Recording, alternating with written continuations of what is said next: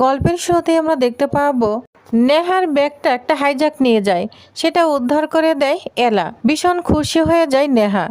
নেহা বলে, ইন্ডিয়াতে এসে খুব অবাক হয়ে যাচ্ছি যে তোমার মতো ভালো মনের মানুষ এখনো রয়েছে। তখন ব্যাগটা নিয়ে নেহা অনেক খুশি হয়ে যায় এবং তখন বলে, আমি সুনেহা, আর তুমি? তখন এলা বলতে থাকে, আমি এলা সেন।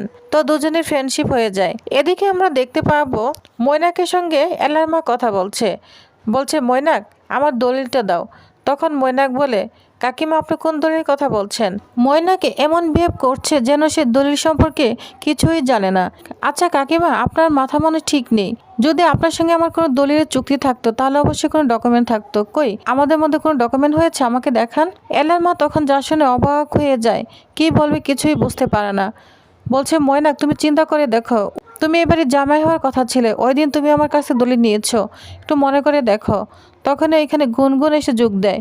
গুনগুন তখন বলে, আচ্ছা কাকিমা, সেনবাড়ির বউ হয়েছে মানছি, আমার দাদা এবার জামাই হওয়ার কথা ছিল, কিন্তু হয়নি তো, সেনবাড়ির জামাই হয়েছে। তাহলে আপনি কোন দলিলের কথা বলছেন? একটু ভেবে কথা বলবেন, বুঝতে পেরেছেন? আপনার দুই মেয়ে কিন্তু সেনবাড়িতে রয়েছে। একটু ট্রেড দিতে থাকে। তখন তো অবাক হয়ে যায় কথা শুনে। গুনগুন এবং ময়নাক কোনো কথা না বাড়ে ময়নাককে নিয়ে গুনগুন ওইখান থেকে চলে যায়। যা লক্ষ্য করে আলিয়া। আলিয়া মনে মনে বলতে থাকে, কি ব্যাপার? গুনগুন এবং ময়নাক এলাবদির মায়ের সঙ্গে কি কথা হলো? আমার মনে হচ্ছে ময়নাক আমার কাছ থেকে কিছু আড়াল করার চেষ্টা করছে, এটা ভাবতে থাকে আলিয়া। অন্যদিকে নেহার সঙ্গে খুব বন্ধুত্ব হয়ে যায় এলার। নেহা খুশি হয়ে তার পরনের ওড়নাটা, যেটা অনেক বছর আগে গুড়া তাকে গিফট দিয়েছিল, সেই পছন্দের ওড়নাটা উপহার হিসাবে এলাকে দিয়ে দেয়।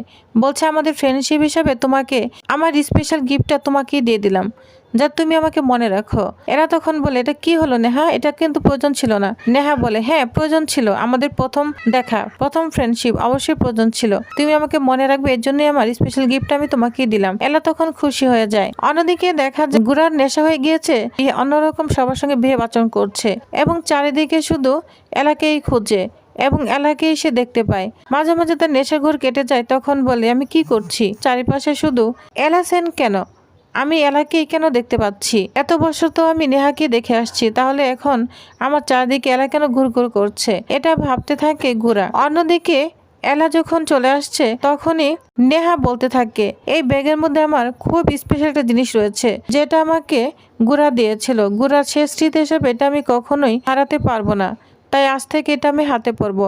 তখন নেহা হাতের বালাটা হাতে পরে নেয়। একই হাতের বালা এলার হাতেও রয়েছে, কিন্তু এলার নেহার সঙ্গে দেখা হয় না। এলা এখান থেকে চলে যায়, নেহাও চলে যায়। অন্যদিকে আমরা দেখতে পাবো এলার মা দলিলের জন্য খুব কান্না করছে। তখনই ওইখানে এলার মামি চলে আসে। এলার মামি এসে দেখে খুব কান্না করছে। বলছে, কি করছিস?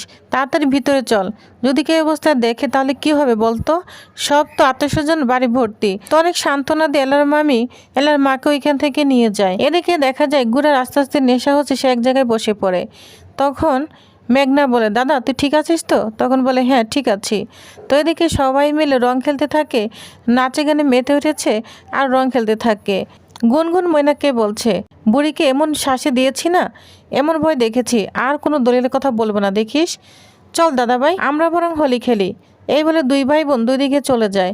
আর তখন আলিয়া এসব ফলো করে। আলিয়া বলে, অবশ্যই ওদের মধ্যে কিছু একটা চলছে। তখনই দেখা যায় মৈনাকের সঙ্গে আবার কথা বলতে শুরু করে দেয় মীরা। মীরা বলে, আচ্ছা মৈনাক স্যার, আপনি বিকাশবাবুর কাছে কেন গিয়েছিলেন বলেন তো? আমি তো আপনাকে নিজে দেখেছি। তখন মৈনাক বলে, কি বলছো মীরা? তুমি কাকে না কাকে দেখেছো? আমি বিকাশবাবুর কাছে কেন যাব? মীরা তখন বলে, সেনবাড়ির শত্রুর সঙ্গে আপনি দেখা করতে গিয়েছিলেন, আবার মিথ্যে বলছেন। দাঁড়ান, শুধু আমি দেখলে হবে না, সবাইকে তো আঙ্গুল দিয়ে দেখাতে হবে। এই কথা বলে মীরা এখান থেকে চলে যায়। আর মৈনাক তো খুব ভয় পেতে থাকে। এদিকে কথাগুলো শুনে ফেলে আলিয়া। আলিয়া বলে, কি ব্যাপার? মৈনাক মিথ্যে বলছে কেন? ও তো ওই দিন বিকাশবাবুজির ওইখানেই ছিল, মিটিংয়ের কথা বলে ওইখানেই গিয়েছিল, কিন্তু এলাবদির বোনকে মিথ্যা বলছে। তাহলে কি মৈনাক এলাবদি এবং তার বোনের সঙ্গে ডবল গেম খেলার চেষ্টা করছে? এটা ভাবতে থাকে আলিয়া। অন্যদিকে দেখা যায় গুড়ার মাথা অনেকটাই ঘুরে যায়, সে এক জায়গায় বসে পড়ে। যা দেখে পড়ে ময়নাক বলছে, এইটাই তো চাই, নেশা ধরে গিয়েছে, আমি আরও একটু নেশা যোগ করে দিই। এই বলে ঘুলের শরবত একটা একটা খাওয়াতে থাকে। ওইখানে আলিয়া এসে বলে, আমি শরবত খাবো, আমাকে এক গ্লাস দাও। তো ময়নাকের কাছ থেকে এক গ্লাস নিয়ে নেয়, সেটা অনেক নেশাযুক্ত ছিল। ময়নাক নিষেধ করে শুনে না আলিয়া খেয়ে নেয়। আলিয়া খাওয়ার পর আলিয়ারও নেশা হয়ে যায়। তখন ময়নাকের সঙ্গে নাচ গান করতে চায়, কিন্তু ময়নাক একটু নাচ গান করতে চায় না। সেটা দেখে ফেলে ঐশী। ঐশী বলছে, ঠিক হয়েছে, ময়নাকের মতো লম্পট চরিত্রহীনকে বিয়ে না করে সোজা সরল ভোলাওয়ালাকে বিয়ে করে খুব ঠিক হয়েছে, খুব ভালো হয়েছে, যেভাবে নাচাবো সেইভাবে নাচবে। এটা ভেবে খুশি হয়ে যায় ঐশী। এদিকে আমরা দেখতে পাবো এলা চলে এসেছে। এলাকে দেখে মীরা বলে, কি ব্যাপার দিদি, তোর এতক্ষণ আসার সময় হলো? সেই কখন গিয়েছিস পাড়ায় মিষ্টি বিলাতে, আর এখন এসেছিস? তখন বলে, হ্যাঁ, তোর জামাইবাবু না খুব গজা পছন্দ করে, এই জন্য আমি গজা আনতে গিয়েছি। তখন বলে, বুঝতে পেরেছি, সবকিছু শুধু জামাইবাবু না। এটা বলে মজা করতে থাকে মীরা। আর তখন বলি, আর কি বাদ দে তো, মিস্টার সেন কোথায়? মিস্টার সেনকে তো দেখছি না। তখন মিস্টার সেনকে মীরা আর এলা খুঁজতে থাকে। এক পর্যায়ে দেখতে পায় অন্যরূপ রূপে হাসি মুখ নিয়ে এলার দিকে তাকিয়ে আছে। এলা তো যা দেখে অবাক হয়ে যায়। এদিকে তো গোরা নেশার ঘরে এলাকে জড়িয়ে ধরে নাচ গানে মেতে উঠেছে। তখন গুনগুন ময়নাকের উপর রাগ হতে থাকে, বলছে, দাদা ভাই, তোকে দিয়ে না কোনো কাজ হবে না, তুই উল্টে দুজনকে দূরত্ব বাড়াতে গিয়ে তুই কাছাকাছি এনে দিয়েছিস, দুজনের আরো কাছে চলে এসেছে। এটা বলে রাগ হতে থাকে গুনগুন ময়নাকের উপর। ময়নাক বলে, সত্যিই তো, কি হচ্ছে এসব? ওদের দুজনকে আলাদা করতে গিয়ে আরো দেখছি এক হয়ে গিয়েছে। কি রিমুখে সবাই গোরাকে বলে, দাদা ভাই, আজকে তোকে বলতেই হবে বৌদিকে আই লাভ ইউ, বুঝতে পেরেছিস? 3টা শব্দ দে না বলে। তখন বলে, এই গোরা সেন পারে না এমন কোনো কাজ নেই। যা শুনে তো এলা পুরোই চমকে যায়, বলছে, কি বলছে? এলা তখন কাছে গিয়ে দেখে গোরার নেশা আসক্ত হয়ে পড়েছে। এরা তখন মনে মনে ভাবে, কি ব্যাপার, উনি কিভাবে নেশাগ্রস্ত হলো? এখানে তো এসব আয়োজনই করা হয়নি, ওনাকে নেশা কে খাওয়ালো? আর তখন বলে, মিস্টার সেন, চলুন ভিতরে চলুন, কিছুক্ষণ রেস্ট নেবেন, তাহলে আপনি ঠিক হয়ে যাবেন। আর যদি না যান তাহলে কিন্তু আপনার কাজের জন্য আপনি নিজেই পরে লজ্জা পাবেন। তখন গোরা বলে, কি বলছো? নিজের ওয়াইফের সঙ্গে আই লাভ ইউ বলবো, এতে লজ্জার কি আছে?